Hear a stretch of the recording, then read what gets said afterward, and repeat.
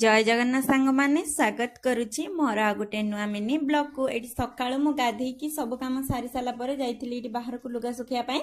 आउ एठी जेहेतु टिके वर्षा हमर एपटे बहुत कम होउची सेति पई मु लुगा सुखिले एठी देखिबाते खरा भी करची। तापरे पळे आस्तिला हमर अळिया गाडी जाईकी सेठी अळिया भी पके देइथिली। पकी सारी के आसी साला परे एठी मु दिही परे खाइथिली पखाळ सहित टमाटो चटनी। तापरे बाहर देखला बेल को बहुत जोसे वर्षा भी हेइथिला। आ मु एठी 4टा बेले जाउथिली मार्केट। आ एठी मोर भेट हो गला आमे रहउतबा पुराणा ओनर तांको ई झियो आ तांको पुओ सहित तांको देखा करिकी मो घर को पळे आस्तिले। आ एठी संध्या बेले बनेइथिली स्वामी को पई चा। आ मु तांको देखौतली कि देख तम फोटो मो फोटो एठी कप रे लागिची।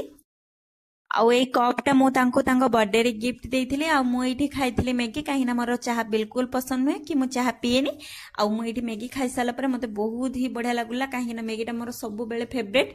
तापरे मु एठी बनौथली भेंडी भजा। आ एते गुडे भेंडी आनिची माने मु भाबिली आज खाली भेंडी आ पियाज टिके अधिक पके टिके भजा बनेबी आलू पकेबिनी। तापरे मु एठी अट्टा चकटिकी ताको रुटी बने देली। रुटी बने साला परे एठी पियाज जीरा तेल सब पकेकी भेंडी की पकेकी ताको प्रथमे भाजी देइथिली। भाजी साला परे एठी देखो मोर प्रस्तुत हो गला भेंडी भजा। आ एटा स्वामी को पई मु खाइबा बाढी देली। आज पई एते की वीडियो भल लागितिले लाइक कमेंट सब्सक्राइब करबे। रहउची जय जगन्नाथ।